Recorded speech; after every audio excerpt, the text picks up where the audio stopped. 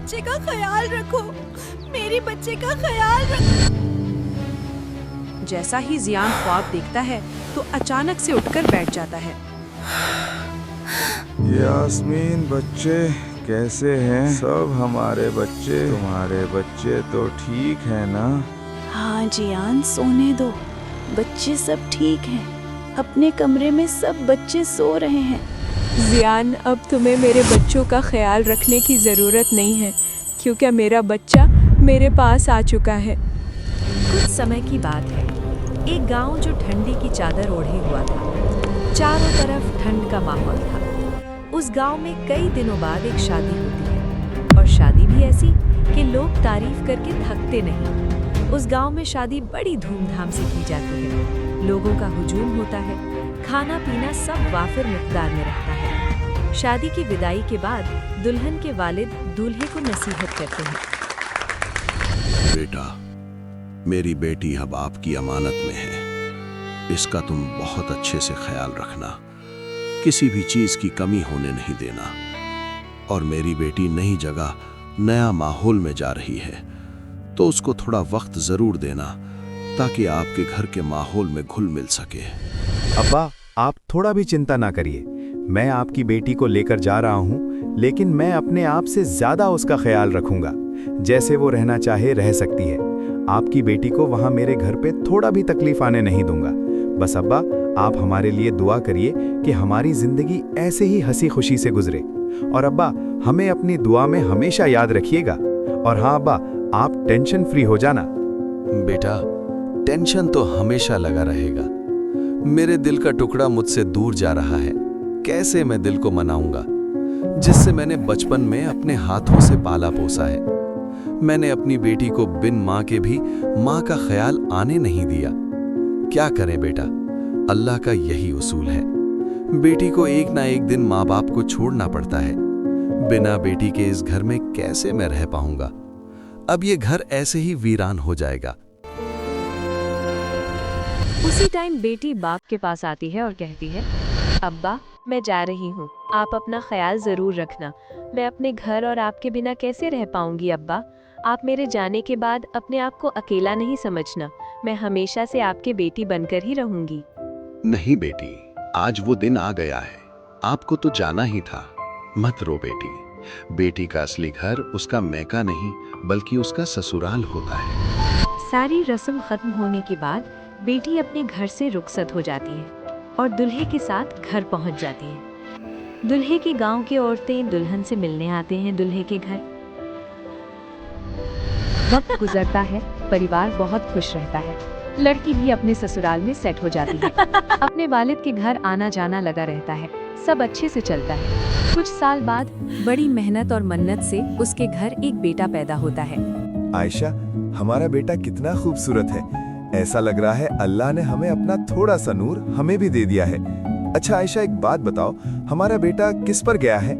मुझे ऐसा दिख रहा है कि तुम पर गया है। बस जल्दी से तुम हॉस्पिटल से निकल जाओ, हम लोग अपने घर चलेंगे। बेटे के नाना जान इस छोटे का इंतजार कर रहे होंगे। इतना कहकर जियान अपने बेटे को आयशा के पास छोड़कर बाहर निकल जाता है। उतने में अचानक आयशा की तबीयत बिगड़ने लगती है। सभी डॉक्टर वहां आयशा के पास आते हैं भागते हुए। आयशा को फौरन आईसीयू में एडमिट करने का फैसला लेते हैं, लेकिन इस हॉस्पिटल में आईसीयू का फैसिलिटी नहीं होने के कारण वो लोग सिटी के बड़े हॉस्पिटल में एडमिट करने का फैसला करते हैं। उसी समय उस बच्चे का बाप जियान वहां आ जाता है। क्या हुआ डॉक्टर? अभी तो आयशा ठीक ठाक थी, फिर अचानक क्या हो गया है? देखो, आयशा के शरीर में कुछ इन्फेक्शन था और वो बढ़ते जा रहा है। आयशा को अभी इमरजेंसी में आईसीयू में एडमिट करना पड़ेगा। हम लोगों ने एम्बुलेंस मंगाया है और आप आयशा के हस्बैंड हैं, तो आपको साथ चलना होगा। हाँ, मैं भी चलूंगा। बस मेरी आयशा को ठीक कर दो और जो भी बल पड़े सब करो। कैसे भी इस बीमारी से आयशा को बचाओ। ये अल्लाह, अब कैसी परेशानी में डाल दिया है हमें। अल्लाह, अब तू ही इस परेशानी का हल निकाल दे मेरे अल्लाह। हॉस्पिटल के गेट पर फौरन एम्बुलेंस आती है। आयशा को उस एम्बुलेंस में ले जाया जाता है। कुछ वक्त बाद वो सिटी के बहुत बड़े हॉस्पिटल के आईसीयू में एडमिट किया जाता है। आयशा के हस्बैंड बाहर ऑपरेशन रूम के बाहर इंतजार करता है। 10 घंटे बाद डॉक्टर ऑपरेशन रूम से बाहर आते हैं। आयशा का हस्बैंड उस छोटे से बच्चे को साथ खड़ा डॉक्टर का इंतजार करता है। डॉक्टर क्या हुआ है, कुछ बताइए। कैसी है आयशा, ठीक तो है ना? क्या वो ठीक हो जाएगी? आप थोड़ा शांत हो जाएं। हम पूरी कोशिश कर रहे हैं आयशा को ठीक करने की। आप अल्लाह पे विश्वास रखिए, हमारी तरफ से पूरी कोशिश रहेगी। लेकिन प्रॉब्लम अभी भी ख़त्म नहीं हुई है। अभी भी आयशा खतरे में है। उसके पूरा बदन में इन्फेक्शन फैल गया है। डॉक्टर, क्या मैं आयशा से मिल सकता हूँ एक बार? प्लीज, एक बार वो अपने बच्चे को देख सके। उसने अभी तक अपने इस बच्चे को सही से देखा तक नहीं है। एक बार मिलने दो माँ को उसके बच्चे से। नहीं, मैं इसकी परमिशन नहीं दे सकता। आईसीयू में इतने छोटे से बच्चे को ले जाया। हाँ, अगर आपको देखना है या मिलना है तो आप जा सकते हैं आयशा से मिलने, लेकिन इस बच्चे को जाने से वहाँ इस बच्चे की सेहत पर भी बुरा असर पड़ेगा। ठीक है डॉक्टर साहब, मैं अकेला ही जाकर मिल लेता हूँ। जियान अपने छोटे बच्चे को अपनी माँ को देकर आईसीयू में चला जाता है। अंदर आयशा वेंटिलेटर पर सोई रहती है और नाक में ऑक्सीजन की नली लगी रहती है। चारों तरफ ऐसा लगता है कि उस कमरे में कोई नहीं है। जियान उसके बगल कुर्सी पर बैठता है। आयशा, ये आयशा, देखो मैं जियान। कब तक यहाँ सोई रहोगी? घर नहीं चलना है क्या? घर पर सब तुम्हारा इंतजार कर रहे हैं और हमारा बेटा भी अपनी माँ से मिलने के लिए बेताब है। अब जल्दी से ठीक होकर चलो घर। अब्बा अपने नाती को देखने के लिए बेचैन है। जियान की बात सुनकर आयशा की आंख खुल जाती है और वो बस चुपचाप जियान को देखती है। देखते देखते आयशा की आंखों में आंसू जारी होने लगते हैं। आयशा, क्यों तुम रो रही हो? सब ठीक हो जाएगा, मत रो। जल्दी से ठीक हो जाओ, हमें घर जाना है। जियान बातें करता ही है कि अचानक से आयशा की तबीयत और बिगड़ने लगती है। फौरन जियान डॉक्टर को आवाज देता है। सभी डॉक्टर और नर्स भागकर आयशा के पास आते हैं। जियान को आईसीयू से बाहर भेजा जाता है। बाहर आकर अपनी माँ से लिपटकर रोने लगता है। उतने में आयशा के अब्बू वहाँ आ जाते हैं। बेटा, क्या हुआ है? आयशा तो ठीक है ना? क्या हुआ है आयशा को? और आप लोग तो दूसरे हॉस्पिटल में थे, यहाँ आईसीयू में अचानक। मुझे बताओ बेटा, बात क्या है? जियान पूरी बात आयशा के अब्बू से कहता है। तभी अचानक से डॉक्टर आते हैं और कहते हैं, जियान, आयशा के पास अब टाइम नहीं बचा है। आखिरी लम्हा चल रहा है। जाओ, आयशा से कुछ आखिरी बातें कर लो। जियान फौरन आईसीयू में भागकर जाता है। साथ में आयशा के अब्बू भी आयशा के पास जाते हैं। आयशा, तुम थोड़ा भी फिक्र मत करो, हम लोग यहाँ से दूसरे हॉस्पिटल में जाएंगे। बेटी देख, तेरा अब्बू आया है। कुछ नहीं होगा मेरी बेटी को। मेरी बेटी बहादुर है, ठीक हो जाएगी। अब्बू, मुझे पता है अब मैं ठीक नहीं हो पाऊंगी। मेरा आखिरी वक्त आ गया है।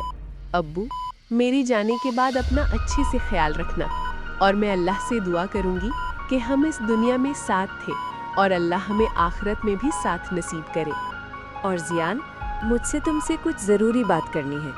मेरे इस दुनिया से जाने के बाद मेरी एक ही तमन्ना है, क्या तुम उस ख्वाहिश को पूरा करोगे? हाँ आयशा, तुम जैसा कहोगी मैं करने को तैयार हूँ। बस अल्लाह के वास्ते ऐसा मत कहो। तुम्हें अभी बहुत जीना है। हमारे बच्चे बड़े होकर हमारे साथ खेलेंगे। तुम्हें अभी अपने बच्चों को बड़ा होते देखना है। जियान, मेरे पास अब वक्त नहीं है। मेरी नसीहत ये है कि मेरे जाने के बाद इस बच्चे का तुम अच्छे से ख्याल रखोगे और जैसे तुमने मेरा ख्याल रखते थे ऐसे ही तुम्हें इस बच्चे का ख्याल रखना है। वादा करो तुम मुझसे। मैं आयशा तुमसे वादा करता हूँ, मैं अपने बच्चे का उसी तरह ख्याल रखूंगा जैसे मैंने तुम्हारा रखा है। बस अल्लाह के वास्ते ऐसा मत बोलो। देखते ही देखते मशीन की लाइन स्ट्रेट हो जाती है और आयशा बेड पर हमेशा के लिए सो जाती है। वक्त गुजर जाता है। जियान अपने काम पर फोकस नहीं कर पाता है क्योंकि उसका बेटा अभी कुछ साल का हुआ था। एक दिन कुछ रिश्तेदार जियान से बात करने उसके घर आते हैं। बेटा जियान, कब तक ऐसे जिंदगी गुजारोगे? ये जिंदगी बहुत लंबी है, ऐसे नहीं कटेगी। हमारी राय मानो तो तुम ना दूसरी शादी कर लो।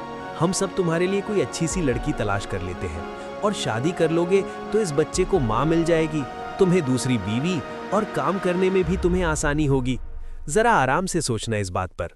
पहले तो जियान को उन रिश्तेदारों की बात बुरी लगने लगी थी, फिर जियान को लगने लगा कि हाँ, शायद अगर मैं दूसरी शादी भी कर लूं तो मेरे बच्चे अयान, जो कि 3 साल का हो गया है, उसको माँ भी मिल जाएगी और उसको माँ की कमी कभी नहीं महसूस होगी। नई बीवी मेरे और अयान का ख्याल भी रखेगी।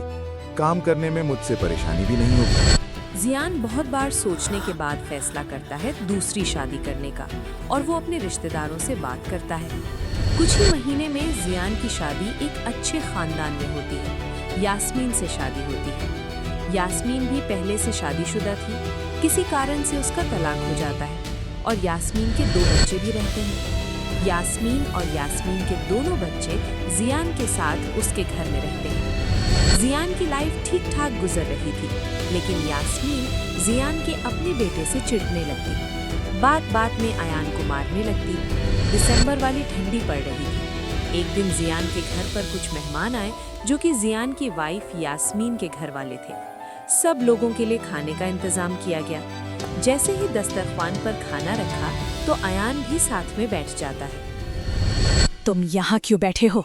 अयान, यहाँ से उठो और जाओ। जाओ यहाँ से, रसोई में जाओ और वहाँ जाकर खाना खाओ। यास्मीन की बात का अयान पर कोई असर नहीं होता है और वो उसी जगह खाना लेकर खाने लगता है। घर में जियान भी नहीं था, वो अपने काम पर था। फिर अयान को बात न मानने से यास्मीन का गुस्सा और बढ़ जाता है। वो गुस्से में आकर अयान को बालकनी की खिड़की पर खाने का प्लेट के साथ अयान को ग्रिल पर बैठाकर कहती है, तुम यहाँ बैठकर खाना चुपचाप खाना और मस्ती जरा भी नहीं करना। यास्मीन अयान को बालकनी में बैठाकर बालकनी का डोर लॉक कर देती है। शाम हो जाती है। सारे मेहमान अपने अपने घर चले जाते हैं। घर में यास्मीन को सारा काम अकेला ही करना पड़ता है और यास्मीन थक जाती है। काम करते करते रात हो जाती है। फिर जियान अपने घर आता है। अस्सलाम वालेकुम। कैसे हो यास्मीन? आज तो तुम बहुत थकी थकी सी लग रही हो, क्या बात है? और आज ठंडी भी ऐसा लग रही है मानो तो बदन पूरा बर्फ बन जाए। हाँ जी, आज अपने घर अम्मी अब्बू भाई बहन आए थे। वो लोग की देखभाल कर रही थी। काम इतना था कि वक्त पता ही नहीं चला और रात हो गई।